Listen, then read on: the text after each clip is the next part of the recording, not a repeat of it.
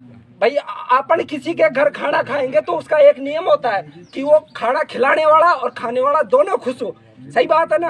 ब्याह में यही होता है, स्वामणी में यही होता है, पर मृत्यु भोज में क्या होता है, जिसके घर खाना खा रहे हैं वो तो रो ही रहा है, पर हम जीम रहे हैं ना, कहीं न कहीं अपनी कायनात को, अपने दर्द को जगाएं, तो जीमते जीमते हमें भी लगता है कि दर्द हमने भी है। आप क्या बात करते हैं। इसी समाज से डॉक्टर भीमराव अंबेडकर ने जन्म लिया था, वो भी आगे गए थे। मैं ब्राह्मण समाज से आता हूँ, हरियाणा ब्राह्मण समाज से। मेरा नाम रोहित शर्मा है, मैं नीम लगा हूँ। मैं जुल्म के खिलाफ कभी नहीं झुकता।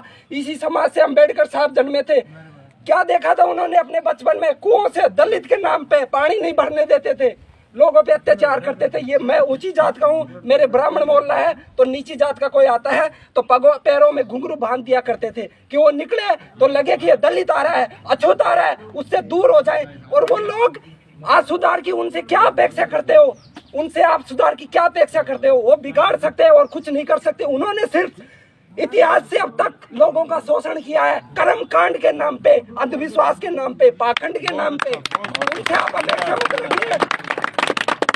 मान्यवर, दिल में दर्द होता है जब ऐसे लोग पूरी पांडाल में भरे लोग हैं और उनकी बात नहीं मानते, दो लोग उकसा के भ्रमित करके चले जाते हैं, उनकी बात नहीं माननी। इस मीटिंग का निष्कर्ष तभी निकलेगा। मान्यवर ने कहा कि हम 15 किलो 20 किलो में कर देते हैं, तो आप ये निष्कर्ष निकाल के दिखा दीजिए कि अब गांव में जो भी कार्यक्रम होगा, मृत्यु भोज होगा, उसमें 20 किलो से ज्यादा चीनी नहीं गड़ेगी। यही समाधान निकाल के दिखा दीजिए, तब तो इस मीटिंग का कोई निष्कर्ष है। आप भ्रमित करने की बात करते हैं,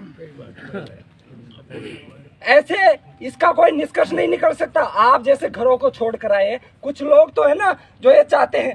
दुनिया में 3 तरह के लोग होते हैं, ध्यान से सुनिए, 3 तरह के लोग होते हैं। एक पहल करने वाला, वो है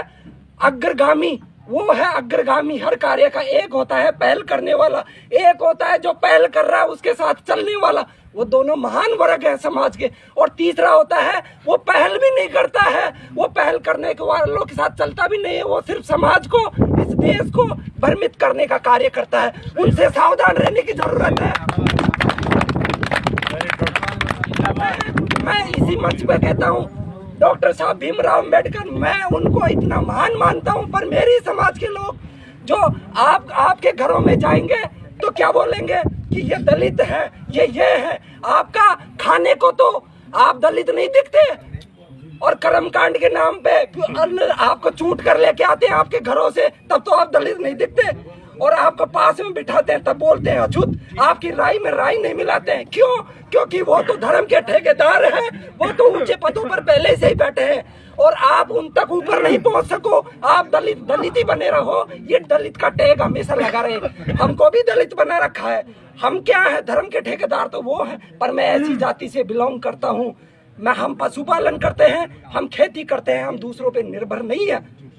मुझे सिर्फ ब्राह्मण कहा जाता है, पर ब्राह्मण के नाम पे मेरी समाज ने किसी का टॉर्चर नहीं किया। हम हरियाणा ब्राह्मण है, हम स्वाभिमानी है। मैं इसी मंच के साथ आप सभी से कहना चाहता हूँ, हरियाणा ब्राह्मण को कभी ऐसा मत समझा करो कि हमें हीन भावना से देखते हैं, ये हमें अछूत समझते हैं। हम भी तुम जैसे हैं भाई, हम भी कृषि कार्य करते हैं तुम्हारी तरह, हम भी खेती करते हैं। हमारा जुल्म नहीं होता क्या? हमारा शोषण नहीं होता क्या?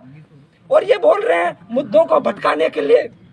कह रहे थे अभी कि नुक्ता है तो डीजे भी बंद करो, घोड़ी भी बंद करो। ये मामले को पेचीदा बनाने के लिए विकल्प है।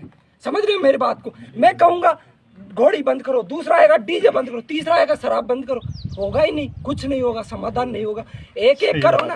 भाई ने पहल की है कि मैं मृत्यु भोज के खिलाफ मुहिम छेड़ता हूँ, ये मंच सजाया है, तो दूसरा 1 महीने बाद में वो डीजे के खिलाफ मंच सजाए, तीसरा दहेज के खिलाफ बुलाए, तब तो कोई बात। आप मुद्दों को भटकाने की बात करते हैं और कुछ नहीं।